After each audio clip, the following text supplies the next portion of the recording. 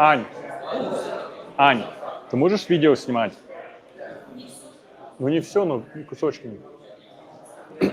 Hello, everyone, and welcome to GPTuesdays. Everyone, we're going to go ahead and get started. So if you want to come on back, we're ready to go.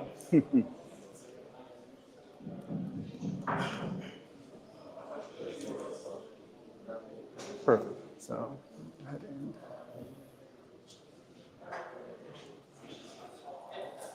All right, everybody, welcome to GP Tuesdays. And we have a very, very exciting week this week. First, what is GP Tuesdays? GP Tuesdays is an AI community where we bring together the leading AI engineers, researchers, developers, business professionals, and more, so that we can all learn together and stay ahead of the AI wave. And we've been doing this now since June of last year, June 2023, and every single week, our goal is to just provide AI education from our community so that we can all learn and grow together. And this week, we have a very, very special event with my good friends, Ruben Harris and Timur Meyster from Career Karma, providing a very special announcement today with OutRival. And before we get started, I want to go ahead and share more about where we are today. We're at Miami-Dade College. Miami-Dade College is a very, very special institution where we provide free AI education for everyone coming here. So the people here do not have any student debt. Isn't that great? Isn't that great? No student debt. Yeah, we want to thank Miami-Dade College for allowing us to use this venue and provide great AI education for our community. And so now, before I take too much of your time, let's go ahead and share with Timur, and let's get started. Yeah. Thank you, Grant. Hey, guys. Yeah, now, Grant, thanks for inviting us. My name is Timur. I'm one of the co-founders, and I'm the Chief Product Officer of OutRival. And this is my co-founder. What's up, everybody? Yeah. This is my co-founder, Ruben. He's the CEO of OutRival.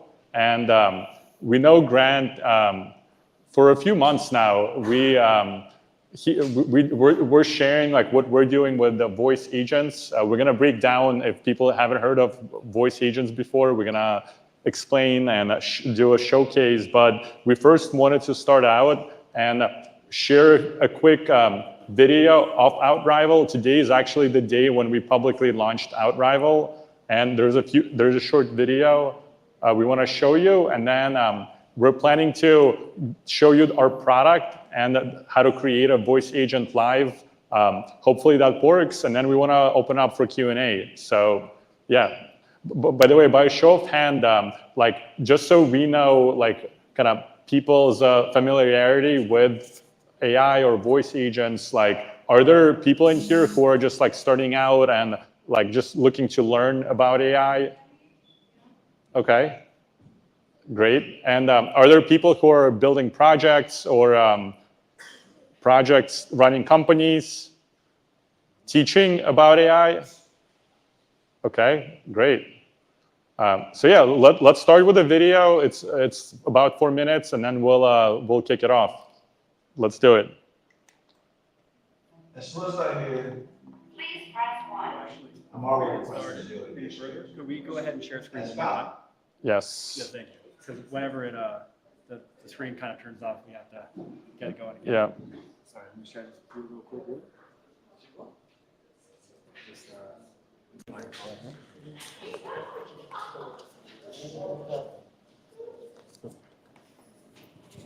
Good. Let's try this again.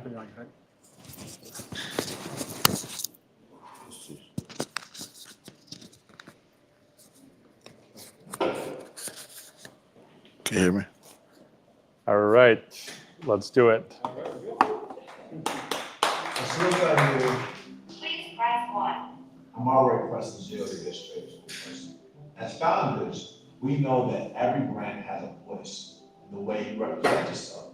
Satisfy, inspire, or frustrate your customers.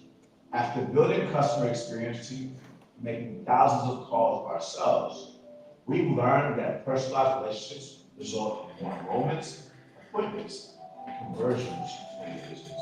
Personalized relationships are created by people, but we know that if people are augmented by technology, they can turn every touch point into a competitive advantage. Today, leading companies create tailored customer experiences across apps, websites, and with customer support. But the future belongs to those who leverage AI to take these experiences to the next level. That's why we created OutRival, your competitive edge in the AI era. OutRival empowers businesses to rethink customer experience through conversational AI, turning every interaction into a key driver of growth and loyalty. We get it. Words like AI agents, models, and transformers can feel overwhelming, but we're here to make it simple. Our platform is intuitive and works with your team, not against it. Let us show it to you. Imagine you're leading the admissions office at a large university, needing to handle after hours and weekend calls, while your team only works weekdays until 6 p.m. On OutRival's platform, you can speak and describe exactly what you want, and our platform will instantly generate AI workflows to handle customers' questions connected to your systems and data. An admissions lead shares their objective with OutRival's AI. You can see here, OutRival's AI responds and clarifies questions to create a plan. Let's go ahead and say yes, please. This is the plan that OutRival's AI generated to set up the after-hours workflow. As a creator, you're in control to either approve or provide more feedback. Let's click approve. This is what we call a workflow. It captures how the AI agent responds to the customer, following conversation pathways, rules, and is grounded in your company's data. Let's go ahead and publish.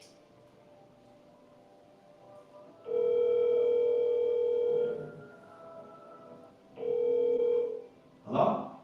Hi, Ruben. I see you called us before and you're interested in our MBA program. How can I help you today? What you just saw in this demo is how a customer experience leader used OutRival's AI platform to create a new workflow in minutes to build a deeper, interactive relationship with their customer.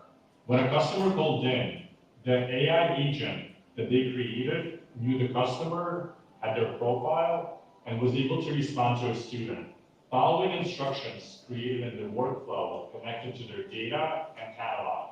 This was done without customer experience team learning how to code or use complicated jargon because they had access to the latest technology at their fingertips. We believe the future belongs to companies that embrace AI today.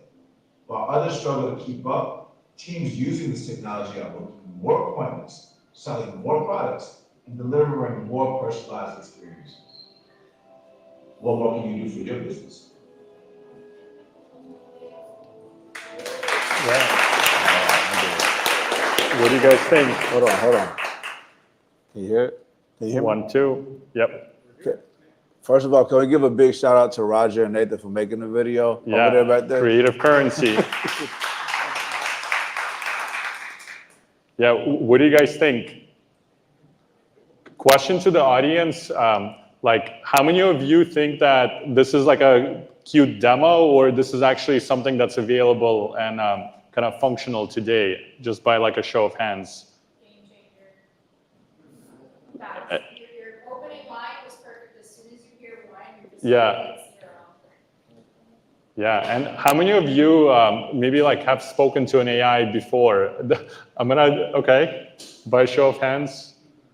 And what are some positives and kind of negatives? Like, what are some positives? Has anyone had a positive experience speaking to an AI? Grant? Do you want to just shout out what was positive about it? Well, I mean, when it comes to conversational AI, sometimes it can be very positive if you have the workflow that you have yourself. Yeah, when you have a workflow you have yourself, you can have a very positive experience having answer questions about a company and answering FAQs or scheduling an appointment.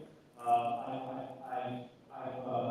kind of played around with it before scale. So I'm really excited to see further examples you can have. Yeah, but usually, right, it's the case that your editing is not a lot of experience, right? It's a funky experience. It's ask you for how you are system, press a number, go forward. Usually sucks, but this was very cool and sad. Thank you. So let's pretend that there's no issues. Like, let's pretend that it's working smoothly from a technology perspective, it's real. For the builders in the room, I saw some builders in the room, and the people that are running AI companies, what are things that you got to be concerned about when you're going from prototyping to production? So for the builders in the room that are using AI technology and going from prototype to production, what are things that you got to be mindful of or concerned about when in the enterprise? Okay, so basically my concern is always that you have to be super duper precise with everything you're putting into those prompts. So things can go off script. You have to analyze that, and you have to make sure that there's like a automated cloud from that, and just moving over, making sure things are right. What happens when things go off script? Oh, lots of things, like the output can change, then the task is not being done correctly, customers can get it, and we had experience for sure, very nice software can break. Yeah. Yeah, you can lose money, you can get sued, all kinds of things, right? You're gonna say something? Latency. Latency, yeah. Yeah. Yeah. Oh, were you going to say something?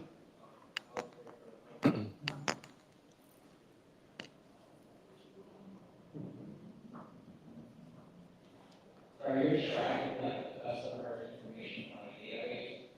Why almost order to receive number, so I call the address, for instance, like my number is changed, we be able to extract it. You don't know why. Yeah.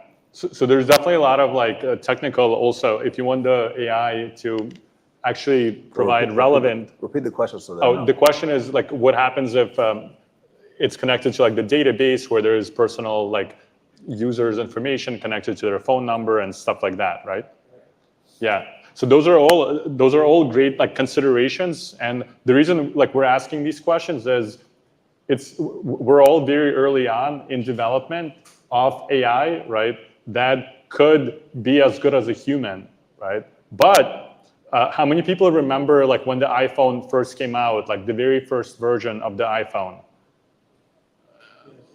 And like how impressive was the first version of the iPhone?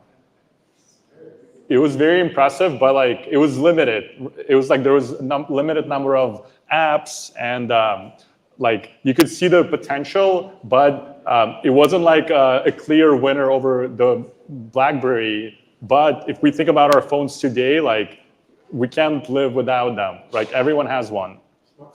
Smartphones. And the reason I bring this up is for Ruben and I, like we ask ourselves like every day, how do we help our customers go from having prototypes to actually having a production ready system that could speak to thousands of users, thousands of callers over phone, over SMS, over chat, and how do we make it reliable so whoever is building these systems, they're able to confidently feel that when they're putting something out, when someone calls their brand, that AI being that answers the phone doesn't just hallucinate, doesn't make things up, and provides relevant answers based on the user's questions.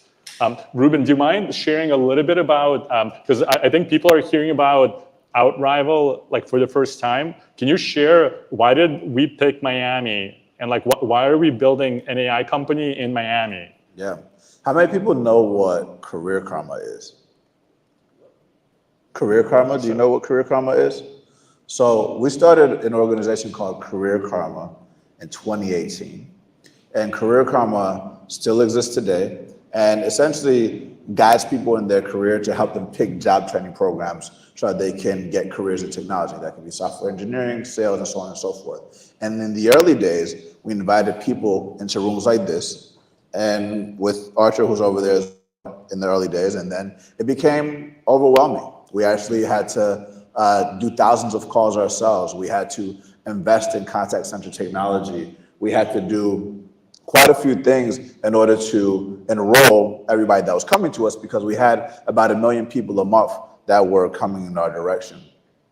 And the reason why we started focusing on Miami is Knight Foundation actually flew us out to do a talk in 2018 about how Miami can prepare for the future of work. And I was talking to Steve about this earlier, but Miami is a very unique place. I like to think about it kind of like the Latin Atlanta, where I grew up, where you have not just Black people, you have like people from all over the world that are here that are from all walks of life, in technology and in different industries. It's not an echo chamber. Like if in New York, it's finance. If it's Atlanta, maybe it's music, San Francisco's tech, but you really can serve all kinds of people that are interested in different careers that are going to be affected by different types of things. And so we chose Miami so we could go be closer to the people that we want to serve. And it's been really great so far. And the mayor of Miami actually, with Saif, interviewed me on this podcast and was like, hey, you guys should move down here and really commit to it. And we have remained committed to it. And we're building out our office and our operations here. Yeah. And I want to just also add to what Ruben said, that there's a lot of innovation happening in San Francisco and New York. This is a bit of a tangent, but we specifically, I'm happy that we're speaking at the AI Center in Miami, because we want to actually kind of involve you guys in this creation and innovation happening in Miami. And when Ruben and I are building the platform, and we're about to show you an actual demo of how the platform looks, we want to bring the future not just to some customer in the ether, but we want to actually make sure that the people in Miami know how to build with AI. And the good thing about AI is you could actually speak to it. It's intuitive if you know how to actually kind of communicate and what to say. And so before we go into demo, just so people have a little bit more color. So Career Karma started, like I said, 2018. We did Y Combinator, which is the world's largest tech accelerator. And we raised about $52 million. And when we did our Series B about 2 years ago, we said we wanted to expand into higher education and the enterprise. And our first contracts with the enterprise was with Google to train 5,000 people. And then when we started thinking about how we want to start serving higher ed, we wanted to really get creative and understand what they were thinking about. And that's why it's really special to be here on this campus. For those of you that didn't see the OutRival announcement, we said that we're starting by serving admissions leaders in higher ed that are also doing those thousands of phone calls every day that can benefit from voice AI agents to serve people. Like you said, Miami-Dade has about 125,000 students. Imagine how many people are applying every single year. So the people here can really take advantage of this technology to serve people, not just in admissions, but in many other ways to optimize the student experience. Yeah.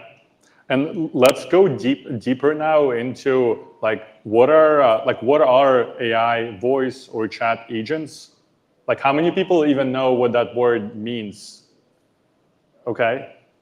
Yeah, and let's talk about kind of some of the use cases of what could they be useful for now, and why should people even care?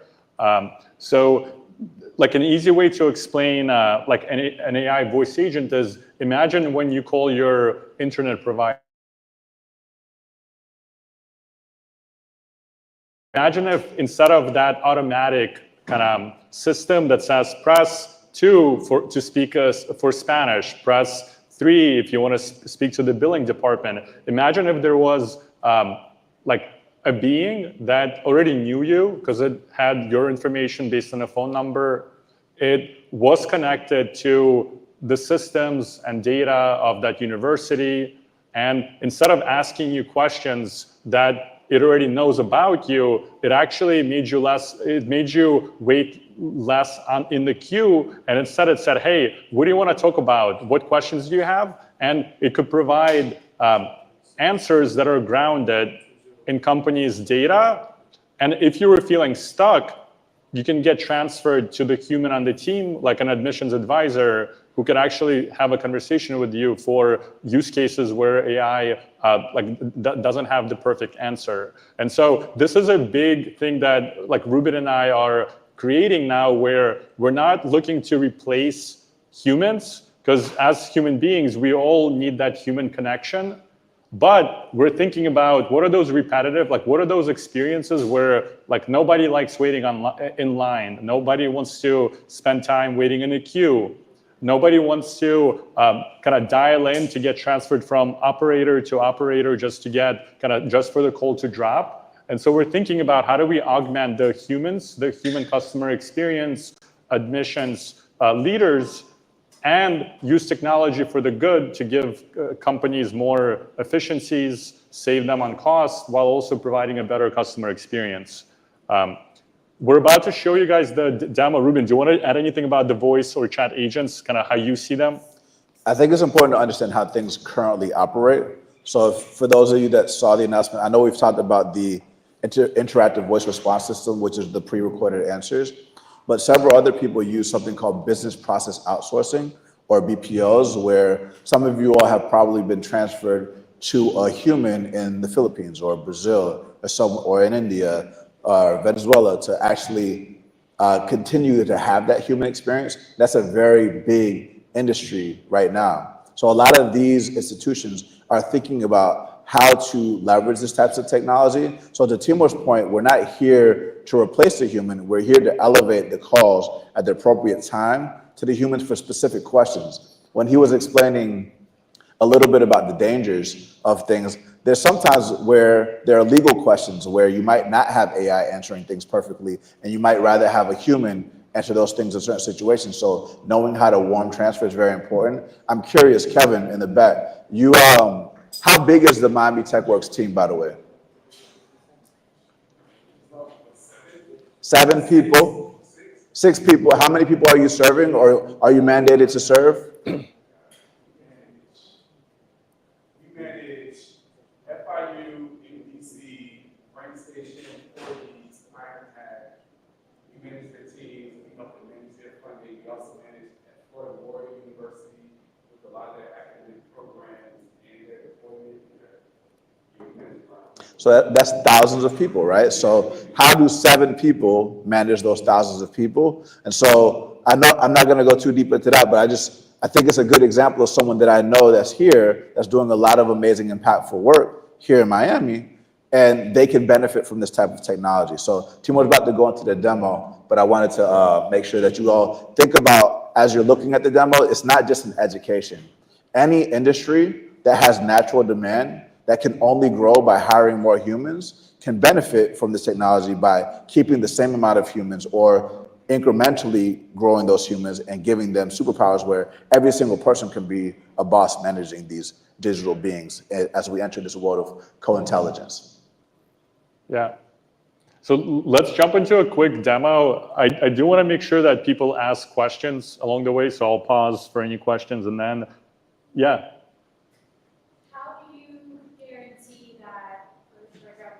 Yeah.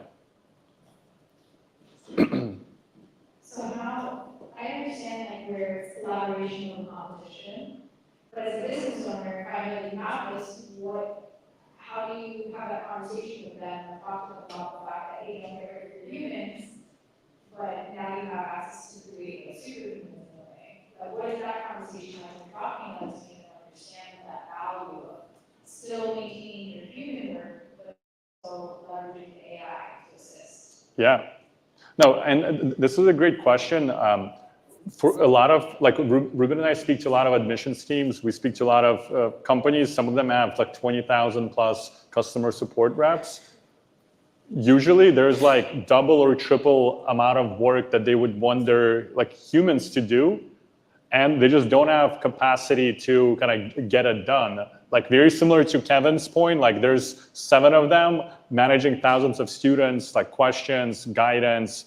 Like it's less that with this technology, like a company would say, like, let's get rid of our like 2 people out of 7 who are managing thousands. It would just actually be more the people that these 7 people are managing could be more strategic in nature. They could maybe spend more time on like deeper issues. And then the repetitive questions, things that could be found online or things that could be found in some help center like doc, those are the types of questions that could be handled by AI, and then it becomes like a no-brainer. Why wouldn't you want to provide a better customer experience? That could also lead, if you saw in the demo, like more bookings, more sales, more enrollments, because a lot of people, if you get stuck on a phone line, like a lot of people will just drop the call, and they might like not enroll into that school because their admissions person wasn't working at 10 p.m. on a Thursday. And so there's a lot of cases like that where I think AI right now is able to provide a better experience than the status quo. Let me show a quick, oh yeah, Grant.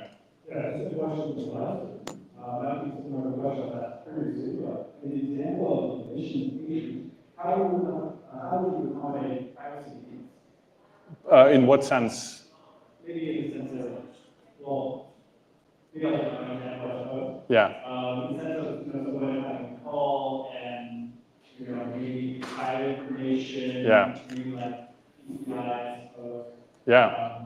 not that, this would be just for a hospital, just as a general question. Yeah. Yeah, no, and I was actually having a conversation. So Grant's question is about privacy, like authentication, like how do you ensure that if you're speaking to the user, like their information is secure, but AI also doesn't reveal information that maybe the person shouldn't have access to. And that's why we created, I'm about to show this concept of workflows, which is a way, a good metaphor to think about workflows is you probably have seen like videos of like wild horses running somewhere on the beach, and they're just like free, they go into any direction, and then there are horses that are like pulling a carriage, and they're going down a road. And the difference between the two is that the animal that was trained, that was put in front of a carriage, is expected to go down the road, and the animal that was wild just kind of does what it wants, and it's very free. And so part of the maybe workflows is not a great, or maybe the horse with the carriage is not a great example for the workflow, but essentially the workflow put those kind of boundaries around AI. So AI is predictable. You're able to create tests for each workflow in order to ensure that it says what you expect it to say, or it doesn't say things that could get you in trouble with your legal team or HR and so on. And for the people creating these AI agents, they're essentially empowered to see if there's thousands of conversations happening each day, like what are they leading to? Are they successful? Are people frustrated and so on? And they can go in and investigate. You think about the workflows like skills that you give to these digital beings. Yeah. So let me show you guys a quick demo, and I'll also explain like how we think about AI agents and how do we make them reliable. And kind of speaking of workflows and skills, a good way to think about an AI agent is this like AI being. How many of you have used ChatGPT or Anthropic or like some type of prompt? So like when ChatGPT first came out, it was like a magical experience where you can ask it anything. It gave you responses. Sometimes it made things up. It created cute poems and things like that. But when it comes to delegating important workflows to an AI agent, you need to make it reliable, and reliable not just 4 out of 5 times. You need it to be reliable 5 out of 5 times. And so what our team has done is we essentially think about these agents as agents that have skills. And for each skill, you're able to actually describe the behaviors and actions that the AI agent is allowed to take. And for a business, you're able to translate, not in code, but in a visual UI that I'm about to show you. How do you describe how the AI should help a user and still keep this AI connected to your data, the user's information, and be able to take actions on their behalf? And so what you'll see here is for this event, I created a quick Delta demo. And so within the Delta demo, there's a bunch of workflows. And so one of the workflows that I wanted to show you guys is related to booking a flight or rescheduling a flight. So when we say AI has a skill, that's a great example of if you're Delta and you want to create an AI agent that could book a flight, give it one skill. If you want it to help you find like rental cars or some other question, then you give it another skill. And so as a product manager or as a customer experience leader, you're able to look at what are the common kind of workflows that humans are performing today, and then how do we turn them into something that AI can do easily, and you get visibility, data, and analytics. And so in this case, we created a workflow for booking flights. What you'll see here is that we intentionally made the AI model agnostic. And what we mean by that is some of our customers want to use OpenAI, some of them want to use Anthropic, some of them want to use Grok and a Llama model. And so we've essentially made so the skill that the user is creating is based on models that they're able to select, or they can bring their own API keys in order to ensure that they're not just locked into a model that OutRival selected for them. And so I'm going to show you guys quickly what does a workflow look like. You probably have seen the workflow in the demo, and I want to show you what does it actually look like in this example. So can you guys see, by the way? I can zoom in a little more. And so a typical workflow is identifying, let's say, a user. You can welcome the user. You can ask them like a qualification question, flight tracker. So how many of you have seen like dialogue flows or things like that? I see a few people raising their hands. The big difference here is that although you want to give your AI rules, you don't want to make it so when there's edge cases that the creator didn't account for, AI essentially either starts hallucinating or doesn't do anything. And that usually happens during those like IVR conversations when you have 5 options that the like robo pre-recording tells you. There's nothing much you can do outside of just clicking 0 just to get to a human. And so we created essentially a way to describe a flow for things like the node. In plain English, you can actually describe what should the AI do at this point in the conversation. And this is a pretty big deal because today, for most people who are building AI voice agents, they're actually storing these rules inside of code. And or how many people here, I guess, who've built any agent? Like, have people built here agents? So I see and where do you usually store like the logic, the prompts? Where? Yeah. And so for us, what we wanted to do is if our customer is an admissions leader, how do we help them build with AI without having to know how to code? So what you'll see in this case, so this is going to be, I'm going to show you guys in a second an example of a caller booking a flight through Delta. A customer experience person could just describe the rules and say, if you want to help someone book a flight, like verify their departure city, their destination, and their travel dates.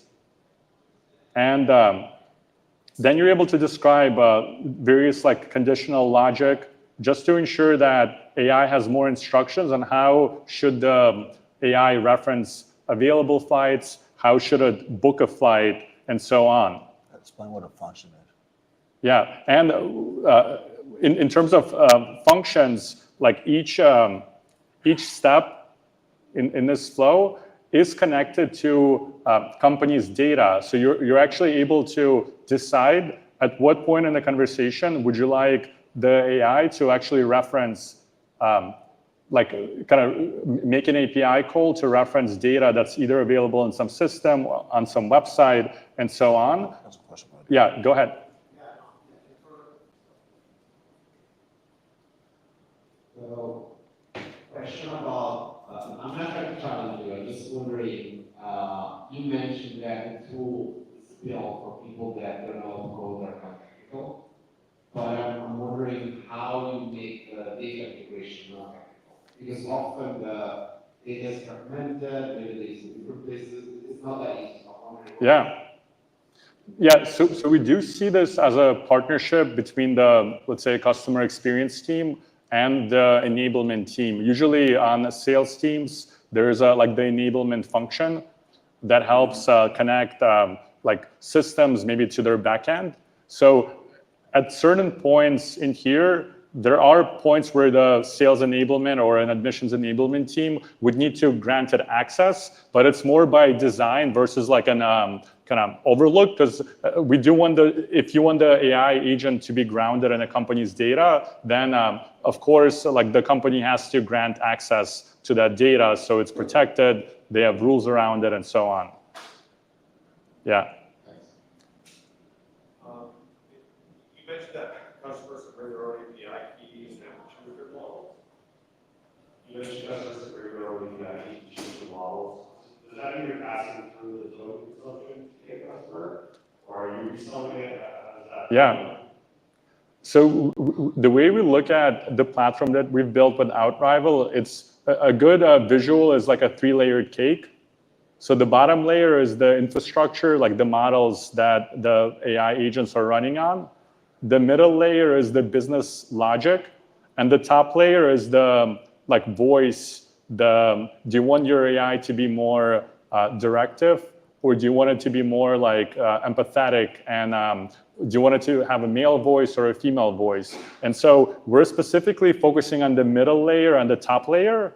And for a lot of organizations that we partner with, like they either already have their own models that they're hosting, or they're fine-tuning their own models. So we want to actually make it easy for them to go with their own model. But when there's new developments in this space, like Anthropic, OpenAI, Meta, they're releasing a lot of new technology that their teams are building and spending billions of dollars on every single like week. So by describing the business logic in our tool, they're able to take advantage of those development very quickly just by going into the builder, selecting the model from a drop-down, and then being off to the races. In fact, let me actually show you in this example like how easy it is for someone to choose a model. So they could actually go in here, they can select the model provider, and then they can select the model that this is going to be running on. So the demo I'm about to show you guys, it's going to be running on OpenAI's GPT-4o. I know you guys are probably wondering, like, what does the AI actually sound like? So I'm going to do a quick demo of actually speaking to the AI. And I'm going to then come back and, sorry. Something with the screen. Let me refresh. Yeah. So first I'm going to show you guys how does the AI sound from the builder, from the creator's point of view. And then I'll actually call the AI and from my phone, and I'll actually show you like this happening in real time. One thing I wanted to also mention is I wanted to demonstrate how the AI references data about the user. So I set up mock data in a Google Sheet. And if there's any volunteers, I would love for you to like throw out a name about like first name and maybe a fun travel destination, since this is a Delta example. Like any volunteer wants to throw out a first name for this caller. Oh yeah, go ahead. Brandon. Destination. And destination? Jamaica. Okay. So let me actually type it in. So,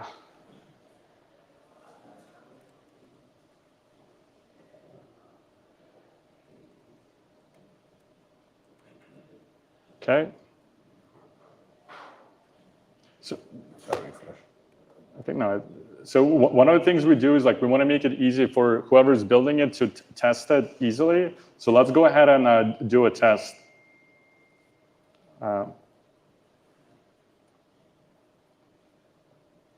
Hey, thank you for calling Delta Airlines. This call is being recorded for service quality purposes. How can I help you today? I just want to book a flight.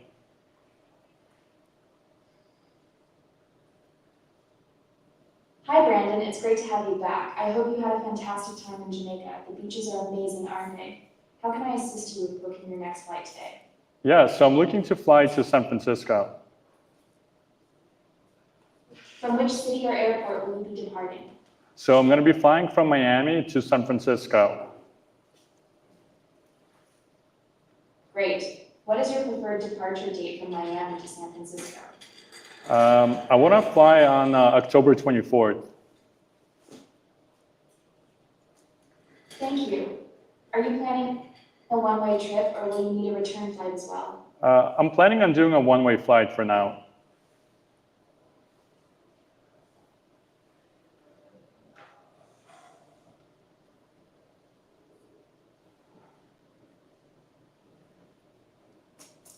I found some flight options for you from Miami to San Francisco. Would you like me to go over them with you? Yeah, let's go ahead.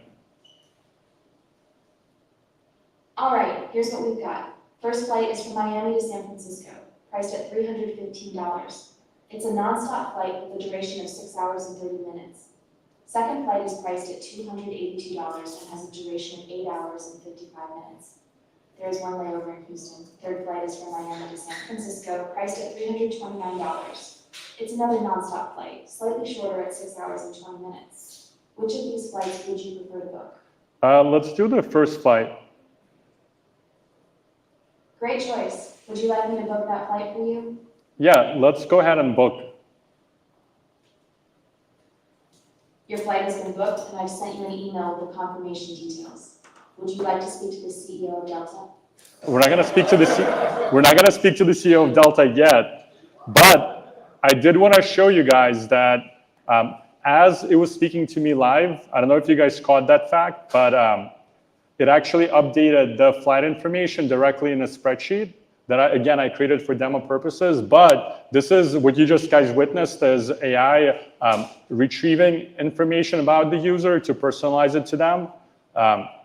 It's able to follow business rules, and then it's able to retrieve flight information based on what users are looking for. And finally, it's able to take an action and actually drive revenue for the business by making bookings. So let's actually try calling the AI and seeing how it runs on production. So let's go ahead.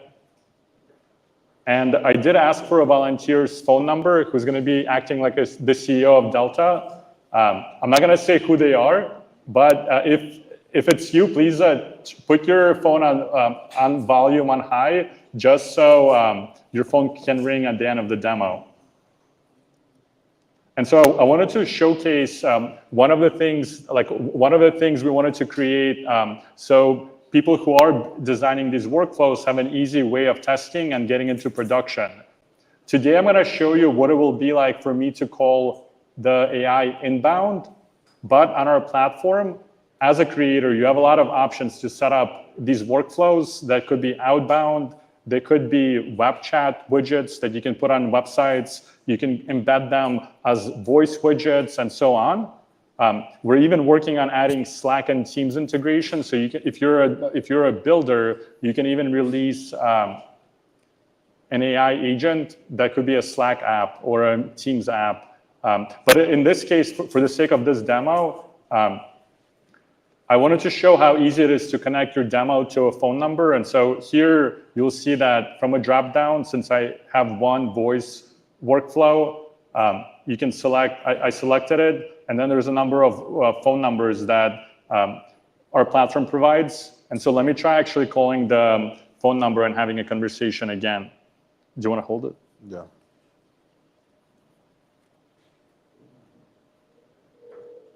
Hey, thank you for calling Delta Airlines. This call is being recorded for service quality purposes. How can I help you today? I'm looking to get a flight to San Francisco.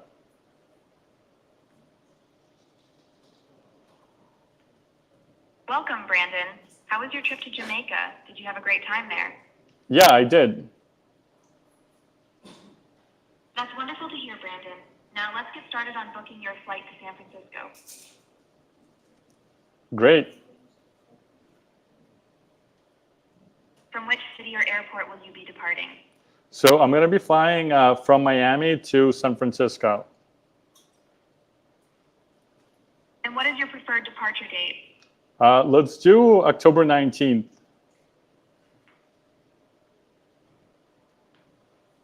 I've done some research and found a few flight options for you from Miami to San Francisco on October 19th. 1. A nonstop flight priced at $315 with a duration of 6 hours and 30 minutes. 2.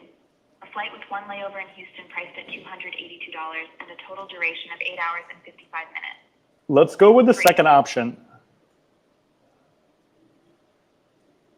Great choice. The flight with a layover in Houston is priced at $282 and has a total duration of 8 hours and 55 minutes. Would you like me to book this flight for you? Yeah, let's book it.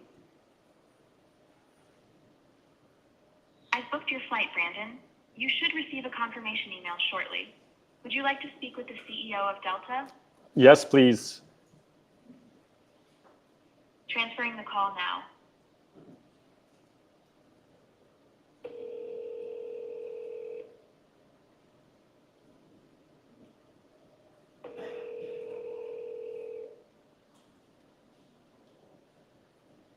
It's not ringing. Maybe I answered it wrong. Yeah, maybe it has the wrong number. But what you guys would have seen is it does a hot transfer. It does a cold transfer to another phone number. Yeah, it didn't work this time. I don't know. Maybe I entered the phone number wrong, but yeah. It's all good. No, it was. It's all good. It's all Yeah. good. But yeah, guys, what do you think?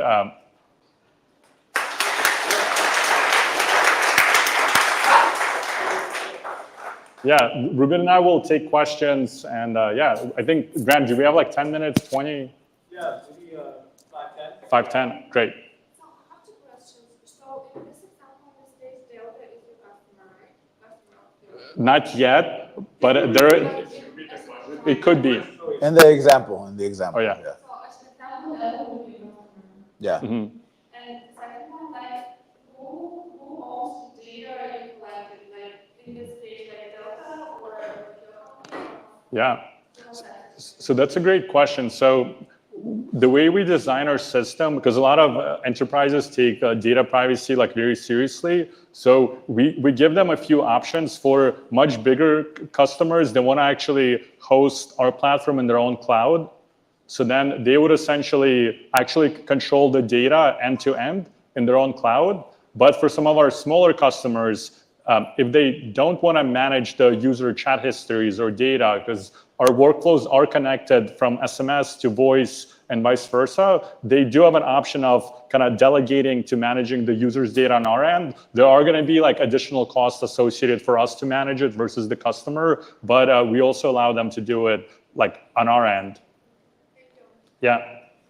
As a follow-up, since you're using LLMs like OpenAI and Claude, and you know, I mean, in fact, the data is being shared with them, how do you keep it? Yeah. So that's why we actually made it like our platform is model agnostic.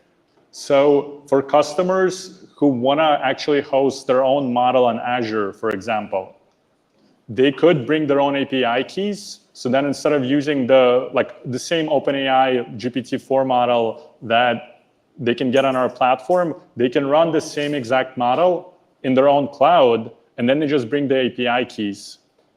But they don't know that. They're not going to be aware of that. You mean the customer? Yeah. Why not? But just because by using LLM, it's okay, but they're not realizing that information is being shared openly with the No, so the information is shared. I think the question is, are they hosting the LLM in their instance of Azure, or are they hosting it on our end? If you choose OpenAI, Yeah. You're going to do it with API. You're not hosting it. Well, the enterprises, so there's OpenAI, and then there's Microsoft with Azure. You can actually get the same models on Azure. But if you want to take OpenAI because you're familiar with OpenAI. Oh yeah, I mean, in that case, that's kind of, I mean, the customer decides what option they would like to go with, you know. I mean, for us, typically it actually takes several months to actually get through the sales process, meet the IT leaders, meet the customer experience leaders. And so our team also provides a lot of guidance on like, it all depends on their data policy. Like if data is a big concern for them, then we would recommend bringing their own API keys. And if it's not, then we could say, great, like we can get you set up even quicker by by using a model like on our end, you know? Yeah, but great question. So you guys should be doing like a lead or potential Do you want to answer this? DC operation here? Just because like, I worry about there, to your point, I want to go with working on a model also. It's internal, right? It's asking you to help. And so I would say, well, and this, the question is like, on the reverse side of the customer, if I want to get through the admissions process with my grandma, can I create a workflow here so I don't have to spend 4 or 5 hours on the phone with somebody as a customer? Yeah, it is a B2B play. And part of the reason why we're starting in higher education is because it is a space where it grows through humans, and there are nuances where there's data privacy issues, there's sensitivities, there might be all kinds of things that you got to deal with where an AI may not be the best to answer the question, and you want to figure out a way to transfer it to a human when necessary. I think healthcare is another great example where, you know, a human might be helping a patient get more bookings or answer other sensitive questions to prepare for a doctor's appointment on an intake perspective, for example, and you got to deal with HIPAA compliance. And so the answer to your question is, yeah, if you're in healthcare, you can use the platform as well. And we felt like education is a really good testing ground, not just to understand how contact center operations work and how to integrate with different technologies, but also how to deal with not just nuances between the AI and the human, but also laws. Yeah. What kind of development environment do you need to have in the University of Miami? And the question is, if we wanted to teach about it to our students, what development environment would they need to know to code and guess and Python or any other programming language would be ideal? And what hardware do we need to have? If they're using the laptop and just for development, not just for running AI. Yeah, no, that's a great question. So I think there's a few questions now, and I could probably talk for 20 minutes, like what type of development environment, like what languages, what tooling, and I think like the short answer is that there is like a lot of the stuff that we built on our platform. It's a mixture of machine learning and just traditional software engineering kind of problems that our development team had to solve. So right now our backend is in Node. So there's probably here people who are familiar with Node, JavaScript, that stack. But we are also using like open source, closed source models on the backend. So I think for people in this room, especially like looking to learn, there's a bunch of great courses on deep learning. I don't know if people have heard about it, but I think that's a great place to start. And our team has built this platform in less than a year. So it's already like, if you think about the power of creating infinite kind of customer experience like agents, like the possibilities are infinite, because this is still like the iPhone in 2007 when the first version of the iPhone, and every single year the models will get more intelligent, the latency is going to decrease.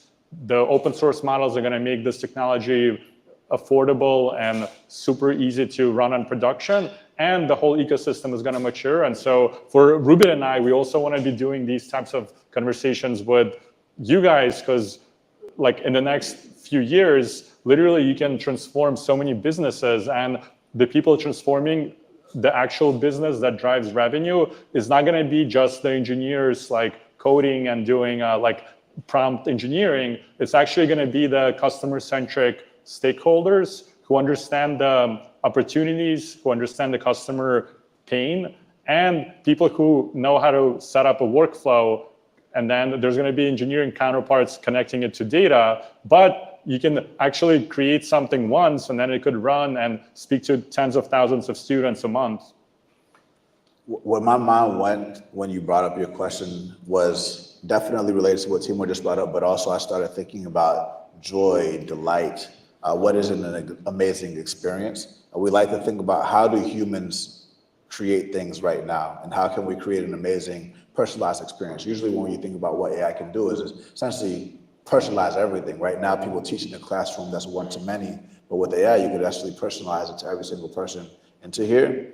And I like that you brought up the students because, how can we get hackathons going in Miami? How can we work directly with the admissions leaders, not just on a customer basis, but really try and play, because this is the early days of everything. And I really like his point again about why we're going B2B and why we're focusing on industries where there is humans in the loop. A lot of these AI companies are like, oh yeah, still hiring humans, or are you gonna eliminate the human completely?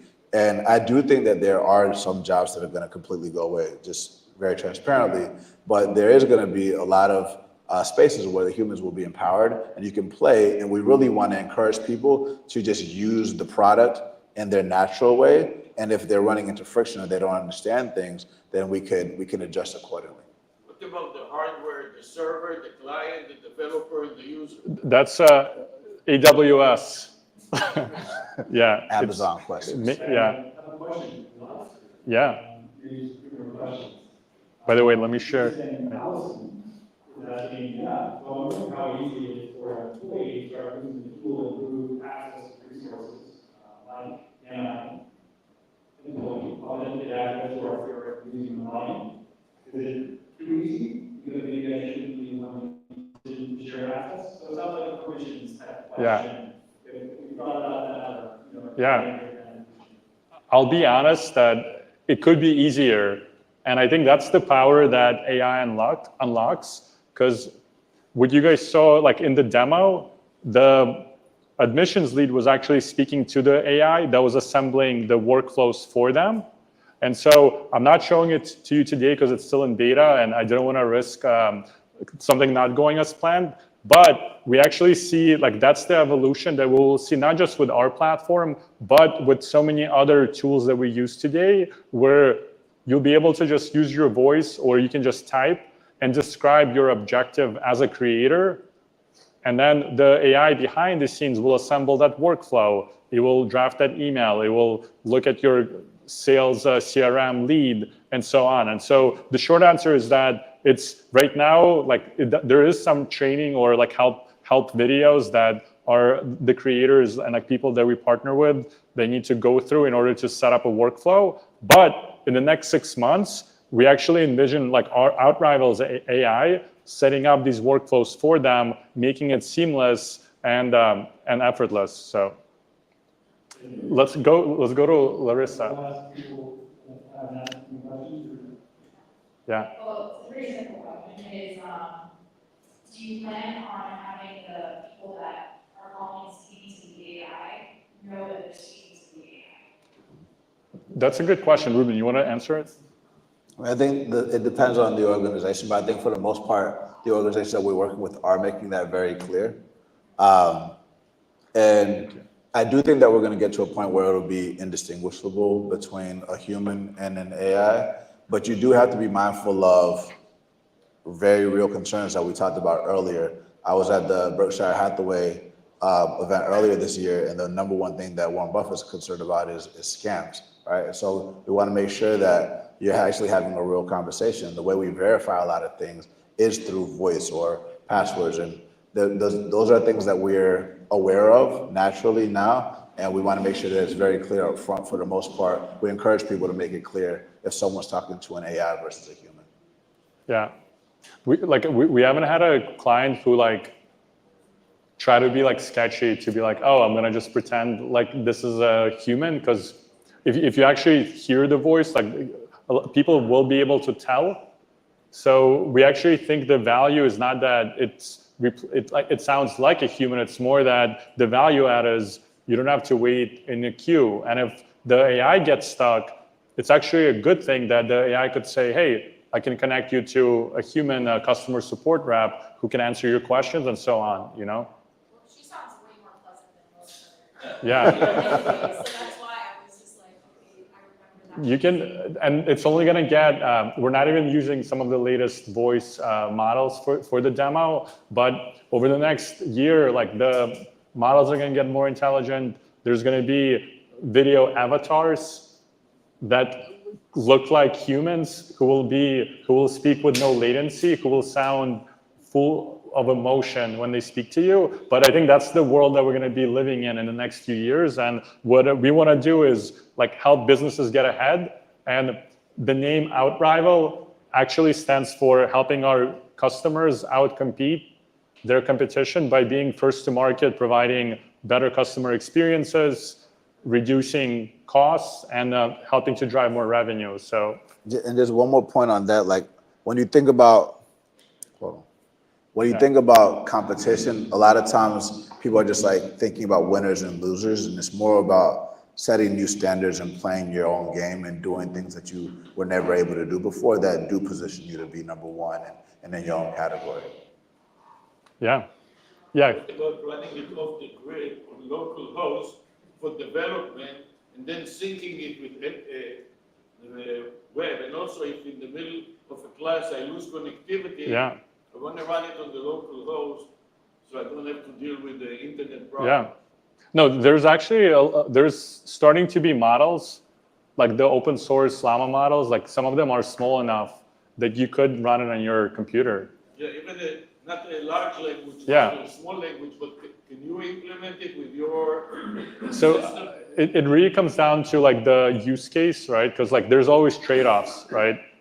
What you're saying, like running it locally has some benefits, like you're not maybe paying for it because you're running it on your computer. But these are smaller models, so they're less intelligent. There's probably higher latency if the customer is calling in. I'm talking about your specific model. Running it just temporarily on local host, and then when the connectivity is resumed, sync it for the developer. And we'll go ahead and let's go ahead and raise our hands for we'll go ahead from there. So we're ready to ask questions. Right. You want to answer this? Your experience, what are you guys seeing from a customer caller standpoint? Are they acting any differently than they would with a human representative? Are they speaking more like they would with an automated system, or is it just more of a natural interaction? I think when it's set up well, it's pretty natural actually, and that's why I think that what we learned through working on the bootcamp side and handling questions related to education and picking something as simple as a major or understanding what tuition costs and things like that, it didn't feel like a very complicated conversation. And you probably hear a lot of questions related to where's the money going to come from in AI and where's the ROI. And what's nice about education is there's a natural demand, a natural desire to want to learn, especially in environments like this that are moving very quickly. So when somebody's interested in going to a school, there's already like a naturally baked desire into there, and we can help answer certain questions. I think when it gets more challenging is if there are nuances like a transfer from one place to another, or you started something and you stopped and you're trying to deal with a credit issue to qualify for financial aid. Fun fact, 4 million financial aid calls got missed this year alone. So I would say anything related to financials are way more complicated than something as simple as like picking a major, which can also sometimes get more complicated. In those cases, you see customers asking to be transferred to a representative? Yeah. So we essentially like, given how early even like the maturity of organization is to like adopt a new AI voice agent, we usually recommend like create workflows like when your team is not working. Like we'll ask them questions during our sales discovery, like, so on your website it says your team is working like 9 a.m. to 9 p.m. Like what happens if a student calls in at 10 p.m.? Like, or like what happens if like someone calls on the weekends, right? So what we'll tell them is like during the times when you don't have your human admissions team speaking to people, like set up an AI agent and you can run experiments to see like how are people interacting with callers, and then you can slowly build up that confidence that you can start out like crawling, and then you can help your customer walk, and then you help them run. And so we're at the phase right now where the AI agents are not handling all the questions, but there are cases, especially with like speaking to someone, transferring them to a human, answering questions that are pretty straightforward. Those are actually like high volume use cases that AI is great at. And when people start dealing with more risky topics like financial aid, refunds, and things like that, for now at least, we see a lot of customers like transferring it to a human. And over time, more and more use cases will be handled by AI. But for now, we have to also be kind of realistic with the time and the like maturity of the technology. Yeah, and just one more thing related to that is, since most people are crawling versus walking and running right now, if you just use that nice and weekend example and you're able to put that into a CRM, for example, and take that action, when someone comes in over the weekend or on Monday after a bunch of weekend AI calls, they can have the human follow up with whatever message was taken in a more nuanced way than just a simple voicemail. And just one more enrollment is more money for the school or for whatever organization use case that we're working on. Yeah, it's like triaging the calls in. Yeah, that's right.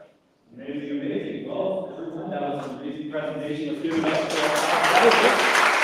Oh, yeah, thank you, Grant. And OutRival is also hiring. So if you guys are looking to join the team, hit us up, check out outrival.com. And yeah. And if you know any admissions leaders that want to enroll more people and optimize the student experience, please let us know, especially if you're here in Miami-Dade or any other school in Miami, because we want to not just do things, travel people in person in other places, but we strategically picked Florida because there's a lot of fast-growing universities here. I know several of you all are graduates, so definitely spread the word and let us know. Yeah, thank you guys. Yeah, no, thanks, Grant. Yeah, great event. Shout out to Grant. Thank you, bro. Thank you. Yeah. Appreciate it, man. Incredible launch. Yeah. Do you want me to disconnect? Oh yeah, go ahead. Oh yeah. Thank you, Grant. Appreciate it. Thank you. Yes, so we'll go ahead and disconnect, and we'll move on to the next person. I'm gonna go ahead and hook you up with this. All right, everyone. We got one more demo coming up.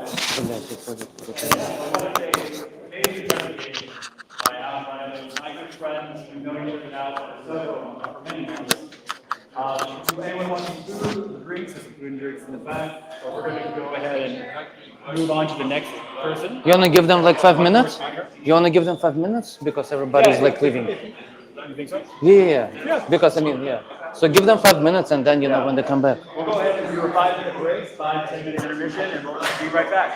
Yeah, because see, yeah, everybody left. Yeah.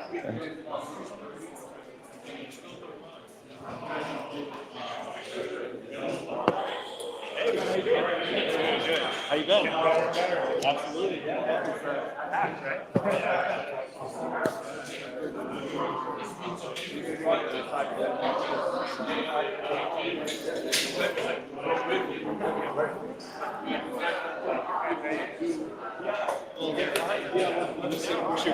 Oh, thank you. Oh, you know. Oh, okay. Okay, thank you. Thank you. I'm rooting for like a 500 pitch. Yes, thank you. Oh, thank you. You guys should have ended with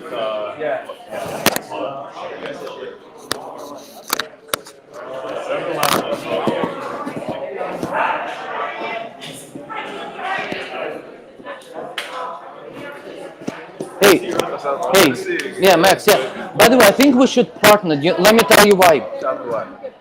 The way you train your workflows, right? How to interact. I have every single, for example, let's say Amazon. I'm gonna do it in my presentation anyways, but for example, I have 966 different reasons why people call Amazon.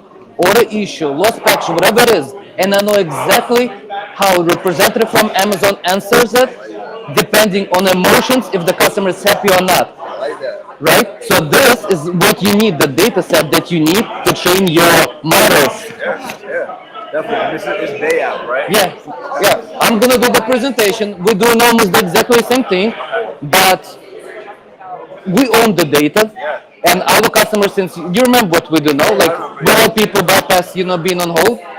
And since our users call every single industry and company across, we own the data. We don't need any permission from the company, from Delta, right? And you can actually later on we'll be able to do, hi, the app, I need to book a hotel. Our AI will call data. Our AI will talk to the real person. Why? Because we have this data to every single company. I like that. Okay. Yeah, you're local, right? Yeah, I'm local. Yeah, I'm local. Follow up. Okay. Our office is in Ampersand. Oh, does it make sense? Yeah, it does make sense.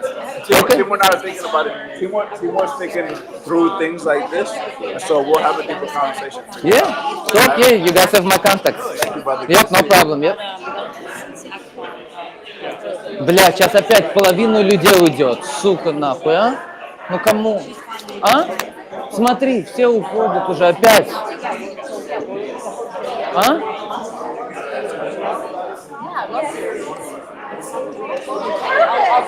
Actually, people are leaving, man. You have to see, try, All right, everybody. I was able to create my own job.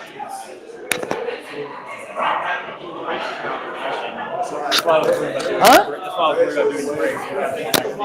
Okay, yeah, because you see, I mean, everybody, like I don't know, like 10 people just walked out already.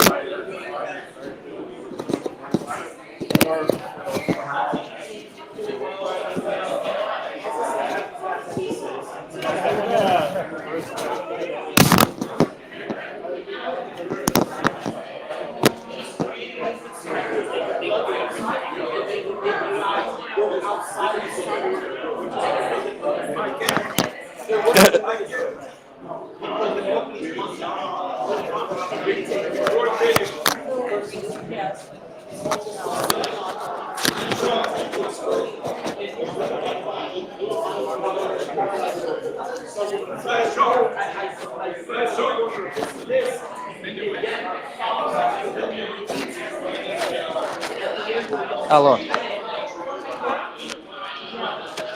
Да, сейчас, секунду, одну секунду. Сейчас пиздец, нахуй, все расходятся. Я тут всего 2 спикера, я, вот второй, последняя, сука, все сейчас расходятся. И все, до этого, я не знаю, ну, всякую... Сейчас, дай микрофон.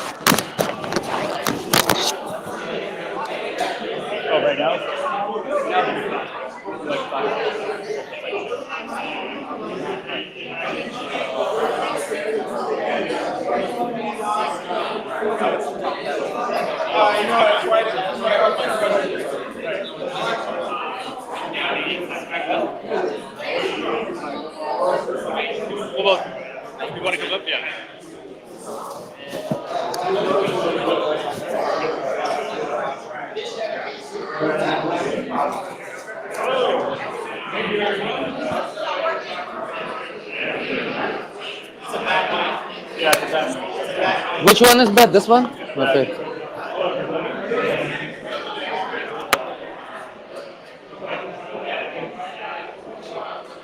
Hello, everybody. We're going to go ahead and start with our round 2. Testing. Round 2, everybody. We're going to go ahead and get started with round 2. I'm leaving, so. Yeah. Okay, thank you. One more time. Hello, everybody. We're going to get started. Hello. Round This one is a 2, bad demo one. number 2. We got one more going. We got one more. Let's go.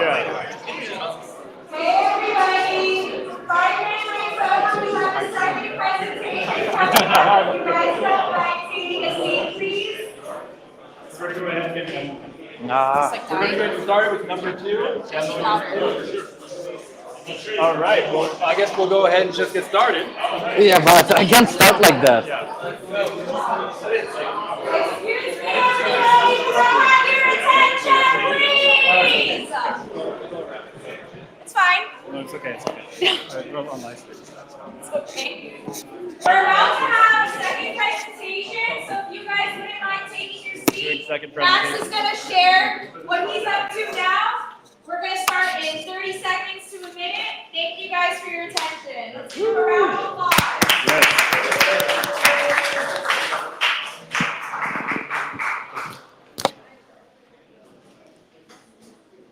Oh my God. All right, everybody. Welcome again to GPTuesdays. We're very excited for our second demo of the night.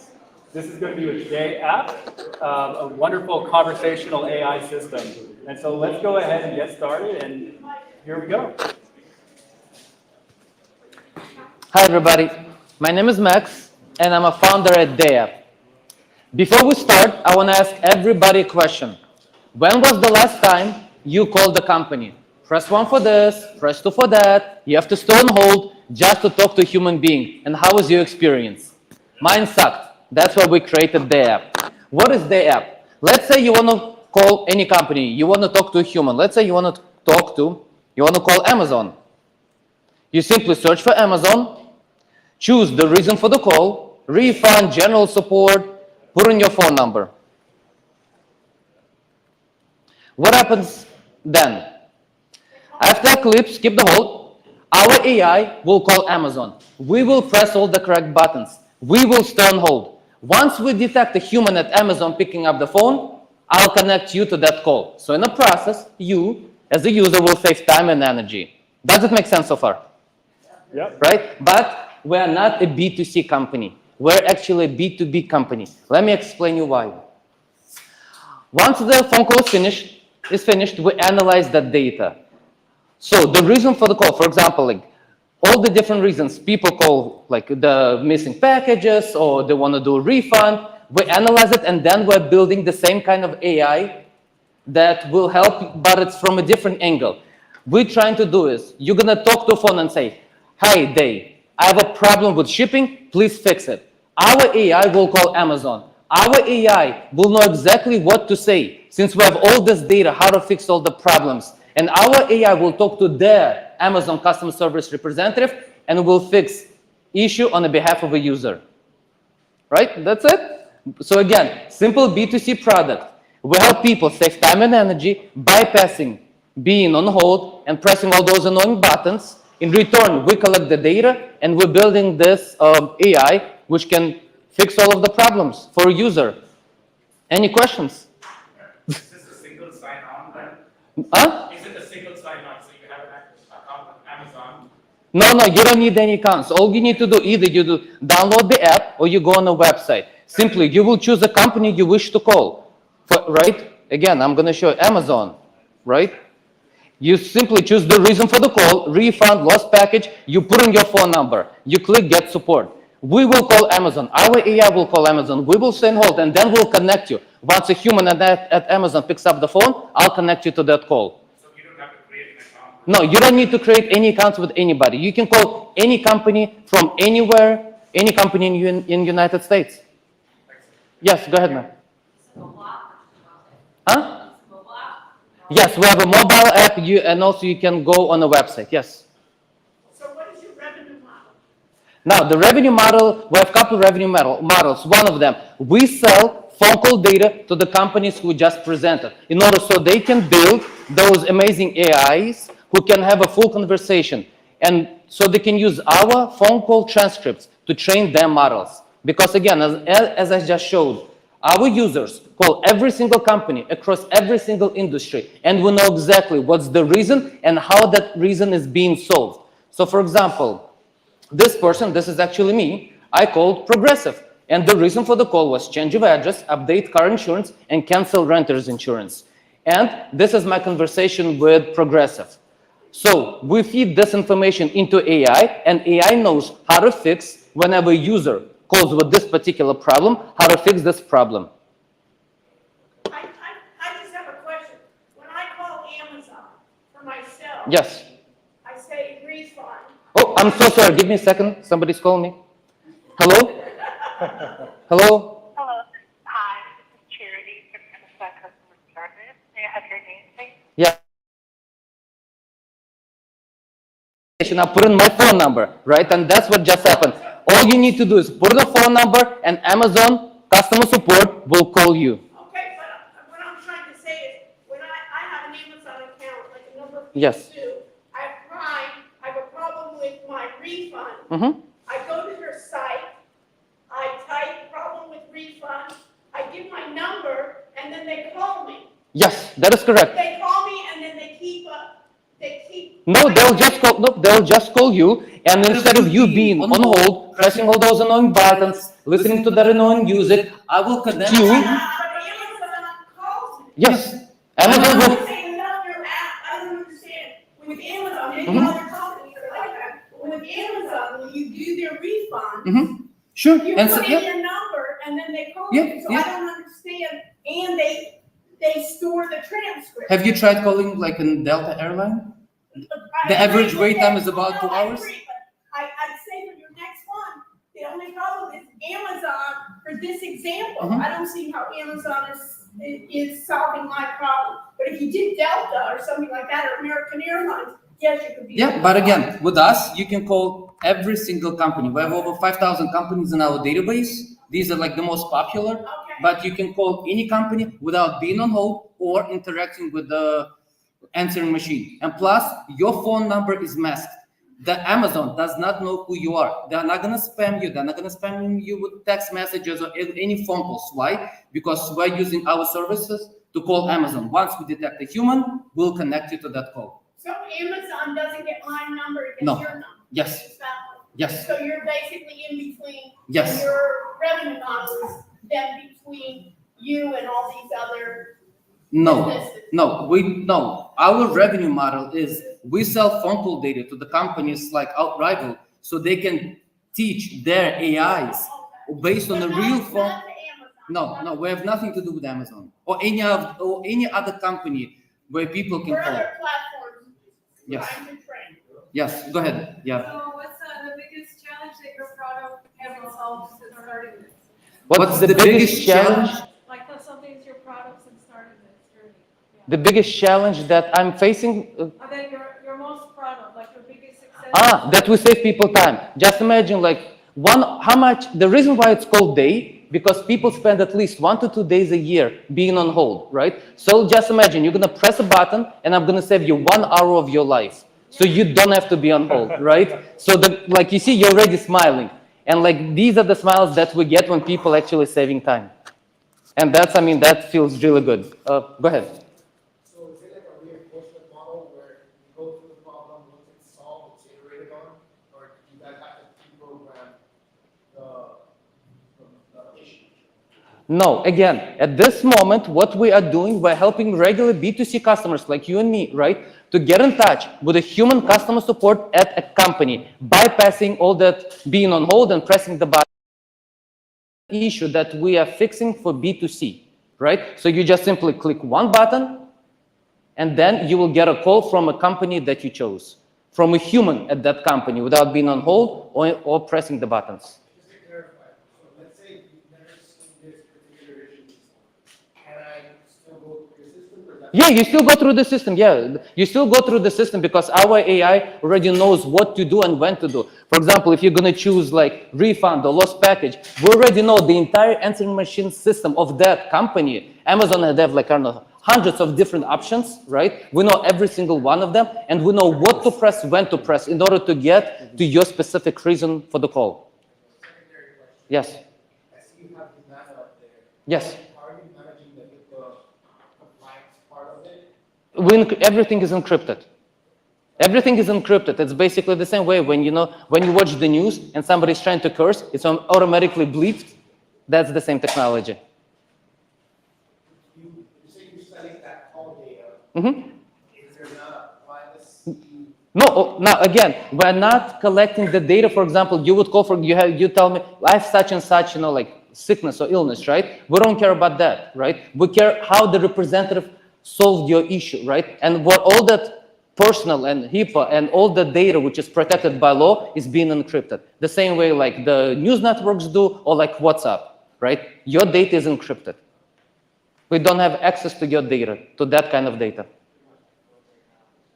I think the only issue that I would say we look at is because sometimes that can be Yes.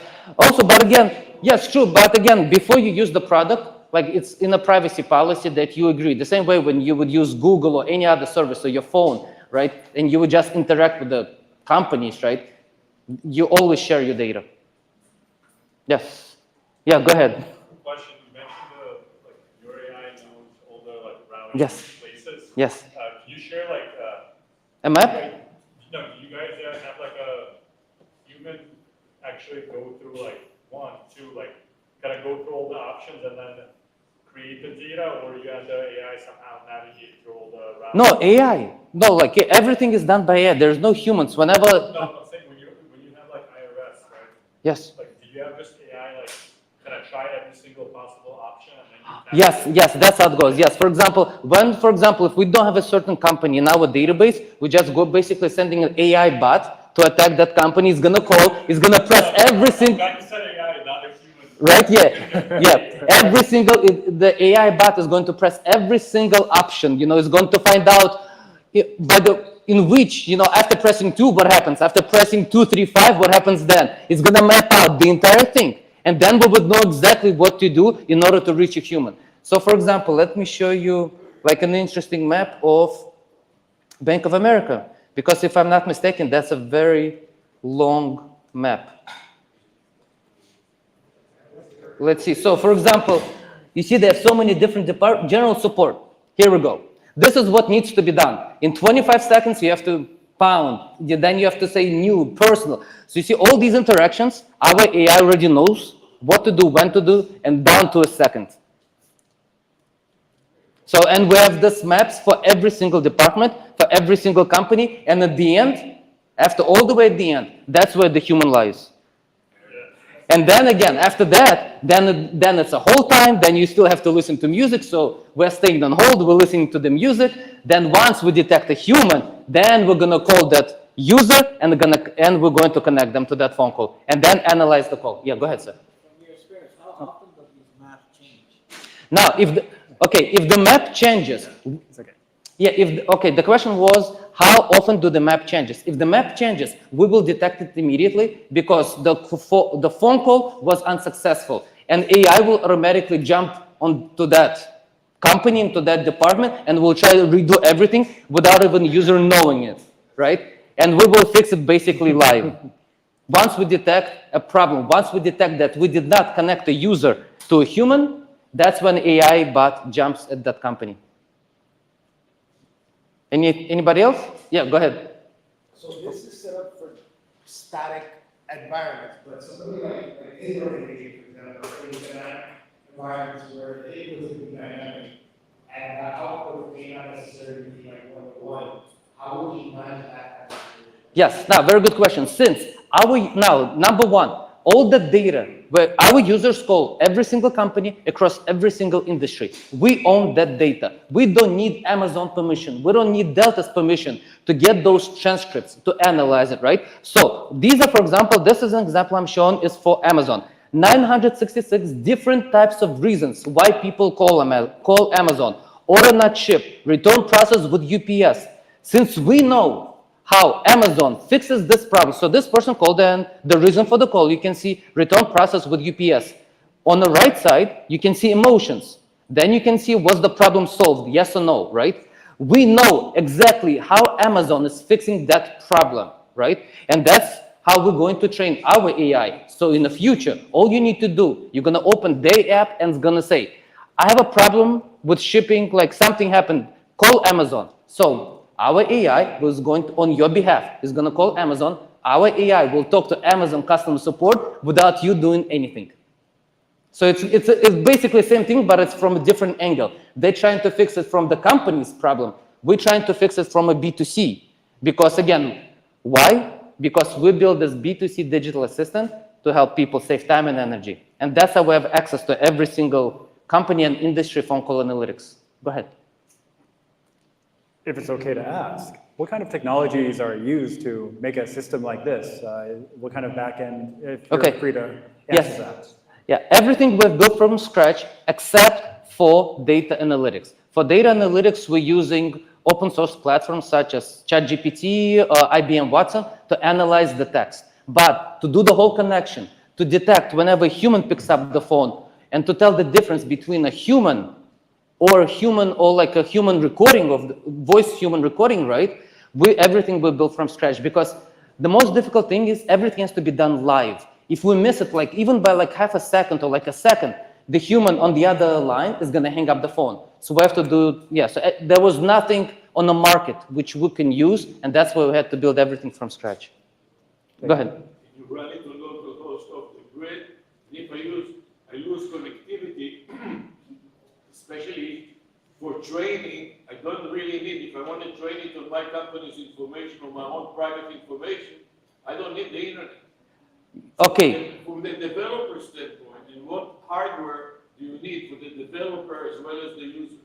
Okay, to answer one of the questions, we use AWS, right? So I think that's the same answer he gave. The second part, AWS, we use Amazon Web Services to host all that stuff, right? If I understood you correctly, for the second question, you're asking if, for example, Amazon, you already have access to that data, right? But we're not competing with Amazon because we don't need Amazon's permission to help users to get in touch with Amazon. But Amazon would not want to work with us, but we have everybody's phone call analytics. And that's why we're different. That's why you as Amazon, you would not come to me. But if you like another company who don't have access and want to know how problems are being solved in retail, in banking, in current insurance industries, right? Then you would come to us because we would be able to provide, here's the list of every single phone call to every single car insurance company. These are the top concerns. These are how they are being handled. Yes, go ahead. So in a way, you would know in an industry, let's say insurance industry, you could give information of who has the most problems or what type of problems they have. Yes. Go ahead, sir. So we are in Miami, right? So how do we handle Spanish or Creole? Okay, what we're working on right now, it should be live soon, I hope, right? It's called Live Assist, live translation, right? Basically, you will be speaking to DayApp in your native language. We will translate it, and representative at Amazon will hear English. Representative at Amazon will speak English back. You will hear your native language. So you will be able to have a full conversation, even if you don't speak English. But why not go through their actual Spanish speakers? Sure, yeah, you can connect. Yeah, that's fine. Yeah, but that's easy because that is easy. It's just you press a button and then you choose Spanish customer support. That is easy. We'll just connect it to you Spanish customer support. But some companies, probably, I guess most of them do. But again, what we are working right now, you can speak in your own language. Because again, Spanish everybody does, but like Creole or like Indian or any like not common languages in the United States, you'd be able to speak in your own language and the customer support at a company will hear English. And then you'll be able to have a full conversation. So we're going to help users save time and energy. They don't have to press the buttons. They don't have to stay on hold. And they don't need to speak English in order to solve the issue with the company. Go ahead. So for example, if I want to call these specific CVS pharmacy that I use instead of like a corporate one. Can you please repeat again? I didn't hear you. For example, if I want to order my medication from the CVS pharmacy that I use instead of like, the CVS as a company. Okay. Okay, at this moment, what we're trying to help is, let's say you have a CVS problem, not a problem that you need to talk to somebody from CVS. Oh, here we go. What you need to do, you're just gonna choose, okay, they only have one option at this moment. You're gonna put in your phone number, we'll connect you to CVS, and then you fix your problem. Then you talk to a human at CVS, and they'll fix your problem.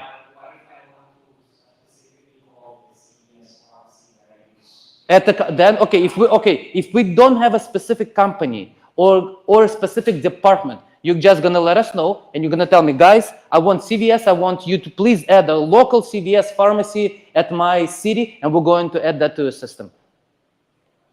Huh? Did I answer the question? Oh, okay. Go ahead. How do you do the pricing? You said that the business model is you sell the transcripts. Yes. How does the pricing work? If you have No, that's a good question. Yes. Now, there's a lot of platforms where people can sell their data, like, marketplaces for selling data. Most of them work is basically the amount of, like, we sell per gigabyte, basically. You want X amount of data, that's how much it costs you. That's it. It's per gigabyte of worth of data to specific industry. Yeah. We're going to remove we remove all the data which is protected by the law, and you'll have basically the entire benchmark analytics into the industry. Every single phone call which was made to, let's say, car insurance, and we're going to provide you every single transcript without personal information to those companies. So you, as a client, you'll have full knowledge of what's going on in that industry, why people call, how often they call, like, are there problems being solved, etc. So, for example, what I want to show you, this is the user. This particular user, this is a B2C, you can see, made 184 phone calls through our system, right? These are the companies that this user called. So what we're also building, we're building profiles, right? We know that this user is like, has Xfinity for the internet, you has Apple, travels with JetBlue. So we're building these profiles so other companies can better target these specific users, because we have extremely direct line and access to them. Go ahead. Yeah, of course.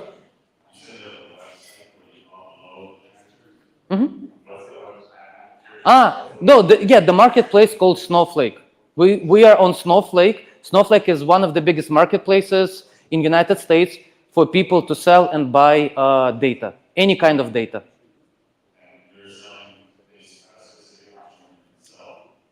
Yeah. Yep. You can go on the Snow. Yep. I can actually. They pay per. It's very different because they pay per gig. They pay per each request, and they pay per line. For example, what I mean by line, one phone call analytics, one piece of data is worth X amount of dollars. Oh yeah, of course. Yeah, go ahead, sir. And maybe one or two more questions. Oh, that's it? Sorry, how do you avoid getting identified as like a nuisance caller to these companies? Very good question. Yep, hold on. So let me show you how it works. You remember the phone call? You want to repeat the question? He's asking, like, if I'm, okay, the question is, how are we solving the issue when we call those companies, right? And how those companies don't hate us, from the first call. Okay, first of all, we do not spam any companies. A user initiates the call. What happens then? Once we detect, as I said, the human, let me play you the message, and you're going to hear. Hold on. You are on recorded line. Please hold. So, hold on. So you see, at this moment, we detected a human. At 2 minutes, 57 seconds, we detected a human picking up the phone. Then we play a message. Hold on. Hi, I am DayApp, the digital concierge. You are on recorded line. Please hold while I connect you with my client. Now, what happens now? By the time I'm playing that message, I'm already calling a user. Hello? And this is me talking to Amazon right now. So with this, we're solving two issues. Number one, we're letting Amazon know that this phone call is being recorded. The same way they let you know that every single phone call is being recorded. Number two. You give it back to them.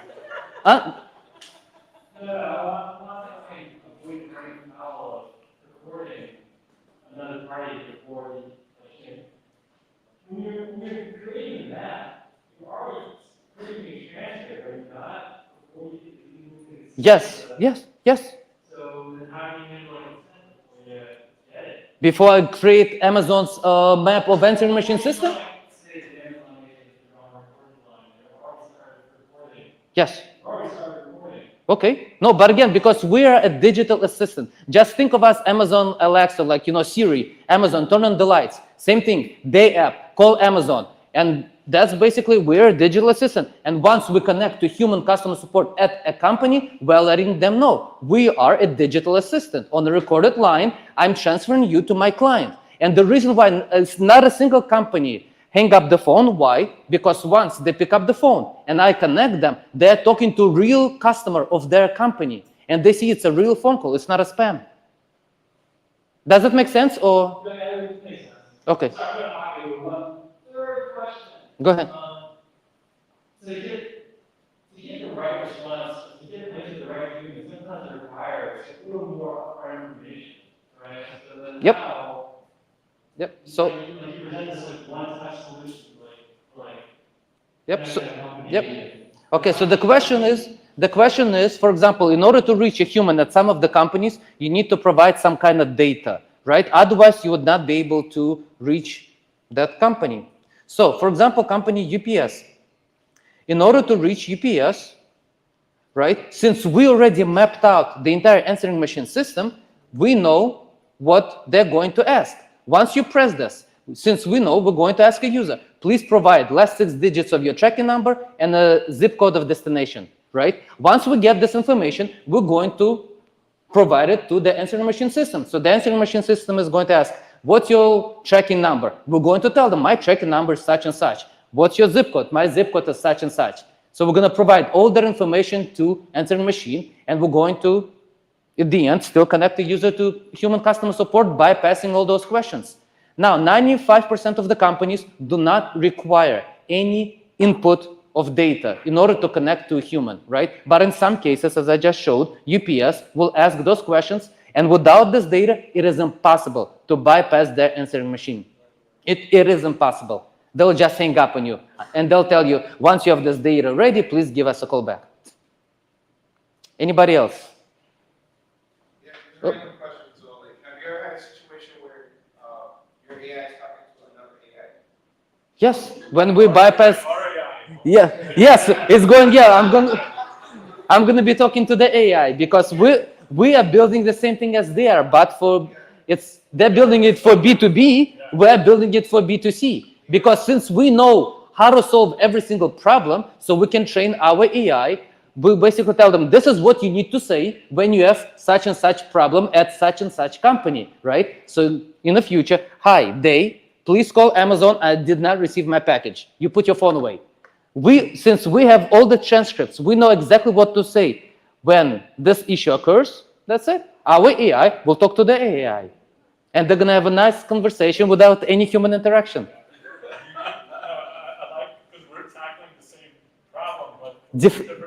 From different angle, yes. But do you think in the future, like a company can just say, like, let's say you want to call UPS. Yes. Imagine if they didn't have to go through the tree and then they just pick, like, kind of like in the Delta example where they call in and it already knows the human, so it says like, hey Max, yes. How can I help you? And since it just like it already like answers their question without just like saying like, hey, press 2 to be on hold. Yes, 100%. And again, since when a user calls, let's say Delta, through using our application, Delta already knows, okay, this user is verified because we can verify that user, and we have the entire history of every single phone call to a specific company. And based on those phone calls, we can, the same way you guys teach your AI, the same way we teach our AI, based on the previous phone calls, based on the previous interactions, we're going to basically have a full conversation. Or, for example, let's say you call the company and your issue was not resolved. We can send reminders.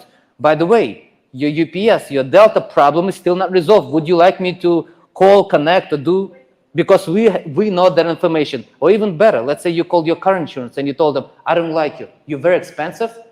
How much this information is worth to a competitor? That is a good question, right? So let's say you call Progressive. How much Geico would pay for unhappy user from Progressive? Go ahead, sir.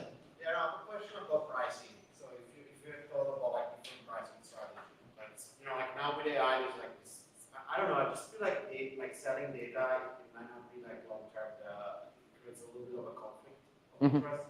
And so I'm wondering if you think about like solving issue, like every issue that I have to solve. There was a company, IRL, that was charging based on how much they were able to recover from tickets. But then I'll have to go in a partnership with all those companies, and I don't want to, because as you said, that process is extremely painful. It takes 3 to 4 months for me to get some kind of partnerships with them. And by the time I get a shake, by the time we sign the contract, then it's going to take additional 5 to 6 months of implementing. I don't want to deal with that.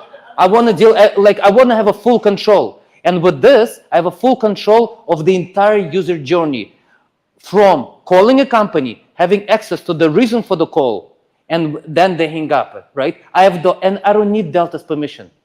And that's why I just don't want to go. I don't want to charge a user. It's the same thing. Just imagine you live in you live on the 10th floor in a building, and there's an elevator. I don't want to charge you to use an elevator. Same reason. I don't want to charge regular B2C users to call Amazon.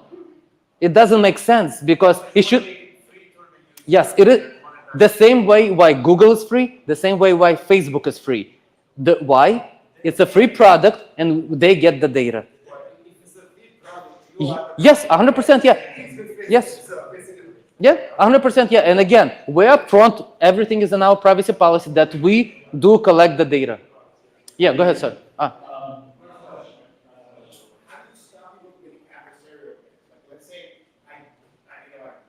I put a different phone number, I start putting, I'll check it immediately, because I know that it's not a human or somebody's playing with the system. It is going to be detected immediately. And again, of course, every single time you can put a different phone number and you're going to trick us. But once we get to that point, I'm sure we're going to fix that problem. Because again, we know if the phone call was real or if it was not real. And if it was not real, we're going to basically block it immediately. If it was somebody playing or spamming or doing something malicious. Anybody else? That's it for now. Okay.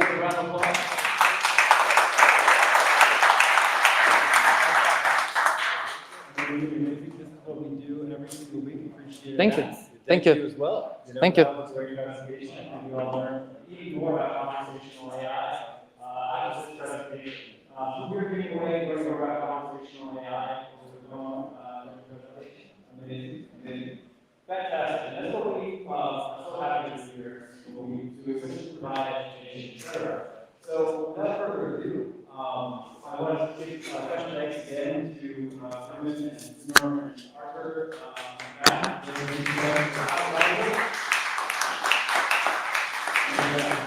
so much. And two announcements coming up now. We're very pleased to announce that we'll be providing a new honor of GPTuesdays.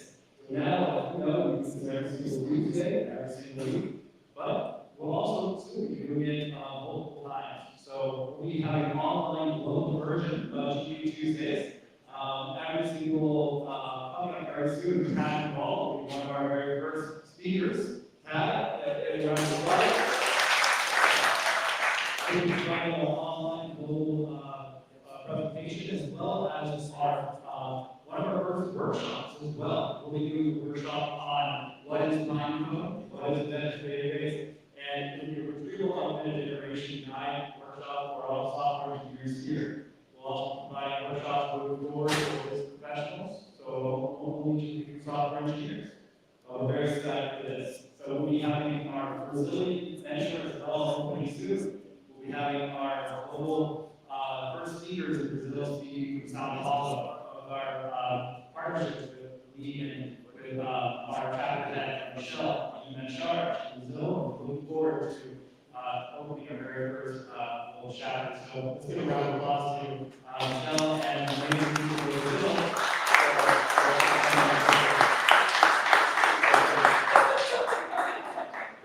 Lastly, tomorrow we'll be doing a special event. Alex Cover and myself will be hosting software internals, an event for software engineers for software engineers. And so we're very much looking forward